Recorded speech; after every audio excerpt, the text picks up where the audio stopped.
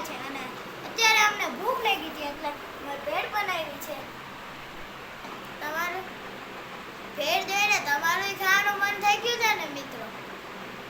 મિત્રો તમને મને કોમેન્ટમાં જરૂર જણાવજો અને હું તમને એક હનુમાનજીનો શ્લોક કહેવાનો છું, તો મિત્રો જરૂર સાંભળજો અને મારી કોમેન્ટ જરૂર લાઈક કરજો. હાલો, ઓમ નમો હનુમંતે રુદ્રાવ તારાય સર્વ શત્રુ સહારણાય સર્વ રોગ હરાય સર્વ વશીકરણાય રાવદૂતાય સ્વાહા.